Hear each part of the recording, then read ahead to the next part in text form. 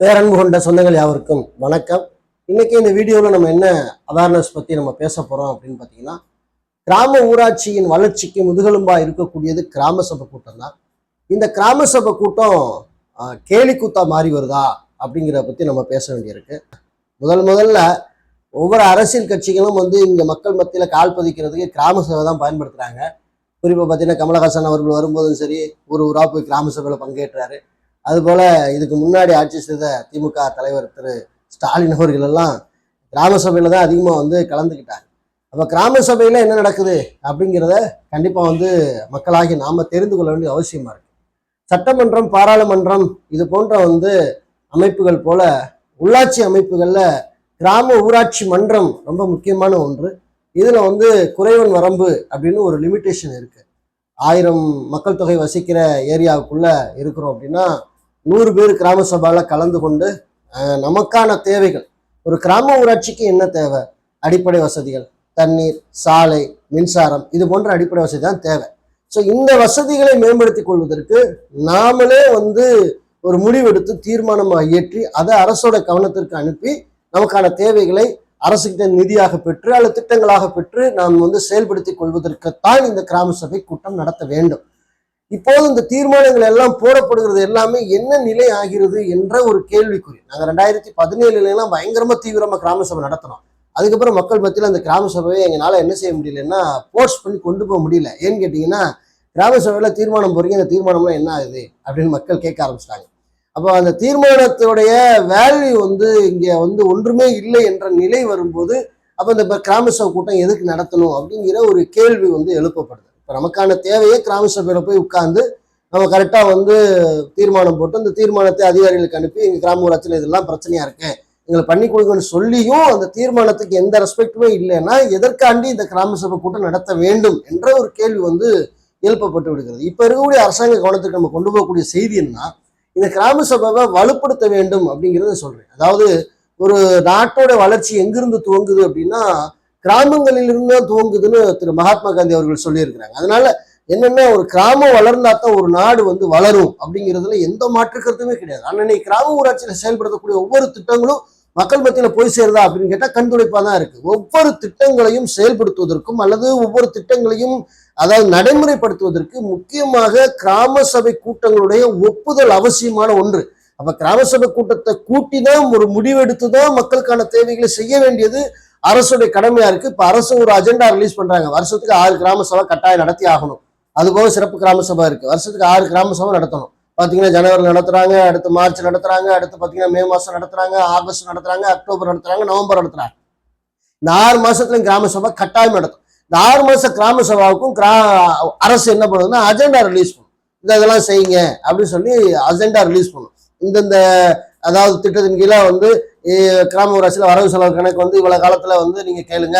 அதே மாதிரி பாத்தீங்கன்னா ஸ்வச் பாரத் திட்டத்தின் கீழே என்னென்னத்தை நம்ம செயல்முறைப்படுத்தணும், நம்ம உறுதிமொழி ஏற்கணும், பாருங்க நாங்க வேலை வாய்ப்பு வழங்குறோம், அது வாக்கு இது வாக்கு எல்லா அஜெண்டாவும் போடுவாங்க.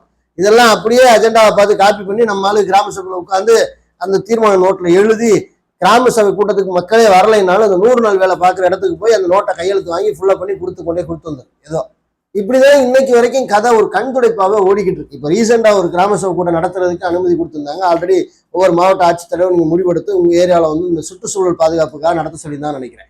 ஸோ அந்த கிராம சபை கூட்டத்துக்கு கலந்து கொண்டிருந்த சில உறவுகள் சில ஏமாற்றங்களை சந்தித்து பயங்கரமா கொதித்து கொந்தளித்த சம்பவங்கள்லாம் நடக்குது. உங்களுக்கு அந்த வீடியோ நான் இதோட இணைக்கிறேன். காரணம் என்னன்னு கேட்டீங்கன்னா, ஸோ கேட்கக்கூடிய நியாயமான கேள்விகள் உண்மைதான். கிராம சபை கூட்டம் எதற்கு நடக்குதா, அலுவலர்களே வரலைன்னா எதற்காண்டிதான் அந்த கிராம சபை கூட்டம், அப்ப சும்மா ஒரு கண்துடைப்புக்காண்டி நடத்தப்படுகிறதா அப்படிங்கிற ஒரு கேள்வி இருக்கு இல்லையா. இனி வரும் காலங்கள்ல இந்த காலம் வரைக்கும் போன வரைக்கும் ரைட் ஓகே, அதை நம்மளும் கத்தி கத்தி கத்தி கத்தி நடத்துங்க, சரியா நடத்துங்க, சரியா நடத்துங்க, சரியா நடத்துங்கன்னு சொல்லி சொல்லி சொல்லி சொல்லி நம்ம வெறுத்துட்டு வந்தனால இப்ப இருக்கக்கூடிய அரசாங்கமாச்சும் செவி சாய்க்கிறாங்களா அப்படின்னு நம்ம பார்க்கலாம். அதனால நீங்க கிராம சபை கூட்டத்துக்கு நீங்க அசால்ட்டா இருந்துராம கிராம சபை கூட்டம் நடத்துறாங்க அப்படின்னா தாராளமா நீங்க போய் கலந்துங்க. அதை விட சீக்கிரமா உள்ளாட்சி தேர்தல் நடத்தப்பட வேண்டும் அப்படிங்கிறதையும் நம்ம ஒரு கோரிக்கை வைக்கிறோம். ஆகவே நீங்க சிஎம் ஹெல்ப்லைனே நீங்க தொடர்பு கொண்டு நீங்க என்ன செய்யலாம்னா தாராளமா இந்த மாதிரி கிராம சபை கூட்டத்துக்கு எங்க ஏரியாவுக்கு வர வேண்டிய ஆபீசர் எல்லாருமே கட்டாயமா வர வைங்க. இப்போ சுகாதாரத்துறையில வரணும், வேளாண்மை துறையில இருந்து வரணும், கிராம நிர்வாக அலுவலர் வரணும். முக்கியமா இந்த அலுவலர்கள்லாம் நம்ம ஏரியாவில் அந்த கிராம சபை கூட்டத்தில் பங்கெடுத்து மக்களுக்கான சில விழிப்புணர்வுகளை சொன்னா தானே அரசோட திட்டங்கள் சட்டங்கள் எல்லாமே போய் சேரும். அதை செய்வதற்கு அரசு முன்வர வேண்டும் என்று நம்ம வந்து ஒரு முன்கூட்டியே ஒரு கோரிக்கை. நாங்கள் அப்படிதான் முன்னாடி என்ன செய்வோம்னா, கிராம தோகருக்கு முன்னாடி 10 நாளைக்கு முன்னாடியே அனைத்து துறைகளுக்கும் வரிசையா பெட்டிஷன் வைப்போம். அதிமுக காலத்துல வந்து அந்த சிஎம்சல் நல்லா இருக்கும் பெட்டிஷன் அனுப்புறதுக்கு. நான், ஜான்சனு, நம்ம தம்பி தனியூர் சுரேஷ் எல்லாரும் சேர்ந்து என்ன பண்ணுவோம்னா பெட்டிஷன் வரிசையா வைப்போம். அப்ப என்ன ஆகும்னா எல்லா துறையில இருந்து ஆட்கள் கிராம சபை கூட்டத்துக்கு வந்துருவாங்க. இது ஒரு அவேர்னஸாக நம்ம பண்ணிக்கிட்டு இருந்தோம். ஸோ அதே மாதிரிதான் இப்போ நம்ம என்னன்னோம்னா, போன ஆட்சியில வந்து கிராம சபை கூட்டம் அந்த அளவுக்கு ஒன்றும் நம்ம பெருசா சொல்லிக்கிற அளவுக்கு ஒன்றும் கிடையாது. ஏன்னா தெரிஞ்ச விஷயம் தான் நம்மளுக்கு. அந்த தீர்மானம்லாம் எங்க குப்பையில போறாங்கன்னு தெரியல. ஒரு தீர்மானம் போறாங்க, இப்போ ஊருக்கு ஒயின் ஷாப் வந்துருச்சு, அந்த ஒயின் ஷாப் வேணாம்னு சொல்லி நம்ம கிராம ஊராட்சியில் உட்காந்து எல்லாம் தீர்மானம் போட்டு எனக்கு ஒயின் ஷாப்பே வேணாம்னு சொன்னாலும் அதையும் மீறி கொண்டாந்து ஒயின் ஷாப் வைக்கிறாங்க.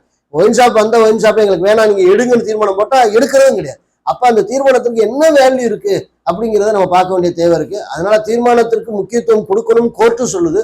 ஆனா இங்கே அரசாங்கம் அதை கவனிக்குதா அப்படிங்கிறத ஒரு கேள்வியா இருக்கு. ஆகவே இனி வரும் காலங்களில் அரசாங்கம் இந்த தீர்மானங்களை எல்லாம் நம்ம கிராம ஊராட்சியில போடுற தீர்மானங்களை கவனிக்கணும். சரியா கிராம சபை கூட்டங்களை நடத்தணும். குறைவன் வரம்புக்கு உட்பட்டு நடத்துவதற்கு அரசு மக்களுக்கு விழிப்புணர்வு ஏற்படுத்தணும். இன்னும் நிறைய விஷயங்களை வந்து செய்யணும். ஸோ இந்த கிராம கூட்டத்தில், அதாவது இந்த கிராம சபை கூட்டத்தில் நடந்த ஒரு சலசலப்பு, அது சலசலப்பு அல்ல, ஒரு அவேர்னஸ். அதுக்காக இந்த வீடியோ நான் நினைக்கிறேன். பாருங்க, பகிருங்க. உங்க கிராம ஊராட்சியில நீங்க மிஸ் பண்ணாம கிராம சபை கூட்டத்தை மிக சரியா நடத்த அதிகாரிகளுக்கு வலியுறுத்த நீங்க சிஎம்சல் போன்ற கம்ப்ளைண்ட் பெட்டிஷன்களை பயன்படுத்தி நடத்துவதற்கு முயற்சி செய்யுங்கள் என்ற ஒரு தகவலை உங்களுக்கு சொல்லிக்கிறேன். வாங்க அந்த வீடியோவை பார்ப்போம்.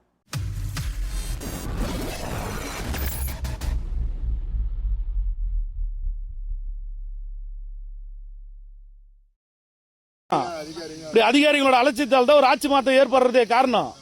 இவங்க சரியா செயல்பட்டாங்கன்னா எல்லாமே சரியா இருக்கும். கண் துடைப்புக்கு பண்றது கிடையாது.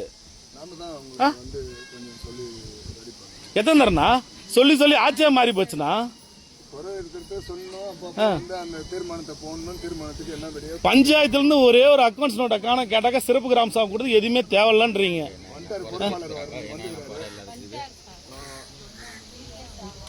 மொத்த பேர் ஏரி வேலை இருக்கிறவங்களை கூட்டு வந்து வச்சுக்க. இப்ப ஏரி வேலை இன்னைக்கு சம்பளம் வந்து இவங்களுக்கு கிராம சபை கொடுத்ததுக்கு தான் தராங்கன்னு நினைக்கிறேன். சொல்லுங்க.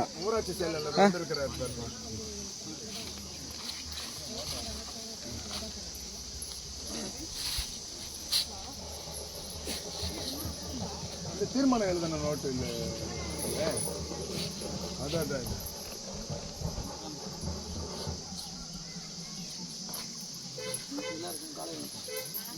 உட்காருங்க செயலர்.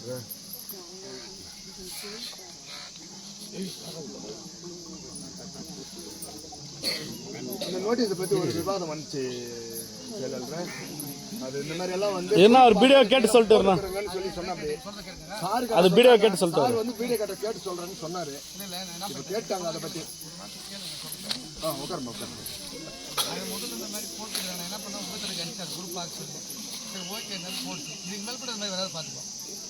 தலைவருக்கு அனுப்பிட்டு பொறுப்பு பார்த்தாரு.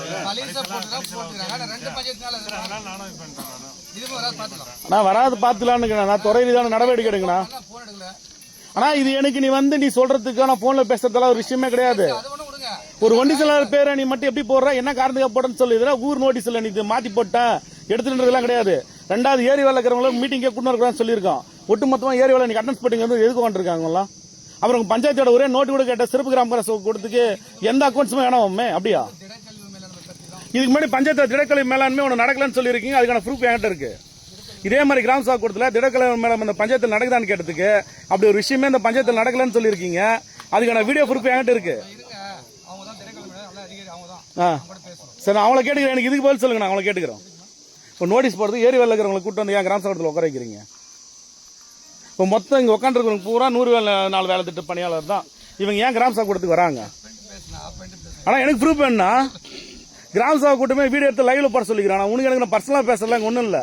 நம்ம ரோட தாண்டி போய் அங்கே பேசிக்கலாம். பர்சனலுக்கு பர்சனலுக்குலாம் வேலை இல்லை. அப்புறம் என்ன வீடியோ ஆப் பண்ண சொல்றீங்க? வீடியோ எடுக்க சொல்லி ஜியோ இருக்கு, எடுத்து பாருங்க.